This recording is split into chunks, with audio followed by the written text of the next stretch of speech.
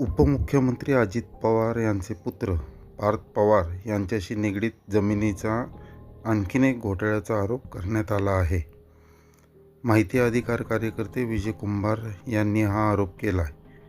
Deccan sugar टेक्नॉलॉजीजच्या 30,000 चौरस metre जागा कल्पवृक्षला दिली. मुंडवा जमीन प्रकरणात भाजपचाही संबंध आहे असे आरोप सामाजिक कार्यकर्ते विजय कुंभार यांनी केले.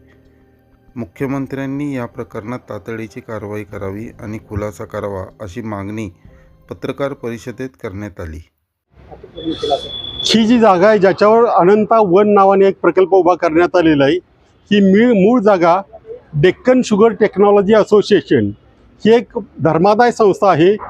शेतकऱ्यांच्या हितासाठी काम करण्यासाठी ही संस्था स्थापन करण्यात आलेली आहे. या संस्थेची शिवाजीनगरला मेट्रो स्टेशनच्या समोर सुमारे 3,000 स्क्वेअर मीटर म्हणजे 30,000 स्क्वेअर फूट जागा आहे.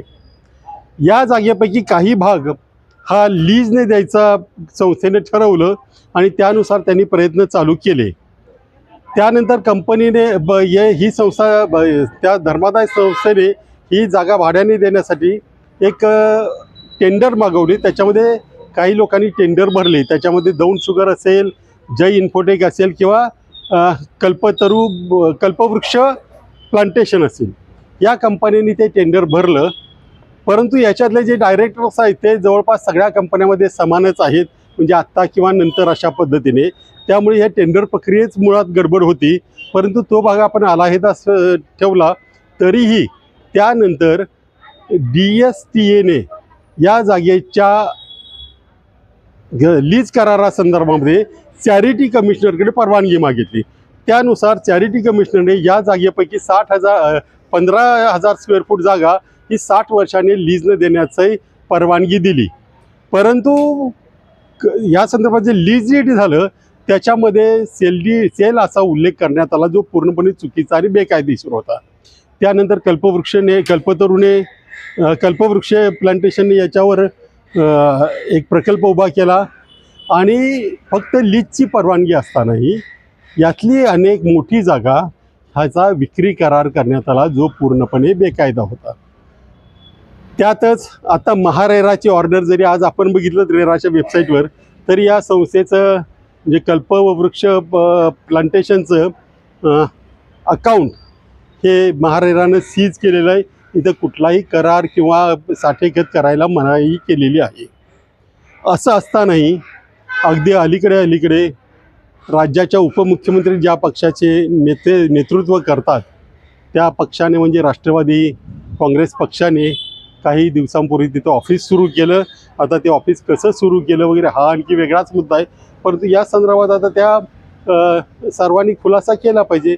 शिवाय मुंडवा प्रकरणामध्ये ज्यावेळेला 2021ला शीतल तेजवानीने एक ॲग्रीमेंट करून पॉवर ऑफ अटर्नी पार्थ पवारांनी दिली, त्याच्यामध्ये जो साक्षीदार होता साहिल प्रधान, त्या साहिल प्रधानला ह्या कंपनीच्या वतीने पालिकेशी करार करणं वगैरे त्यासाठी पॉवर ऑफ अटर्नी देण्यात आलेली. याचाच अर्थ हे सगळं संगनमत करून चाललेलं आहे. वेगवेगळ्या पद्धतीने वेगवेगळ्या जागा लुबाडण्यासाठी काहीतरी षडयंत्र रचण्याचा हा प्रकार आहे असा आमचा संशय आहे.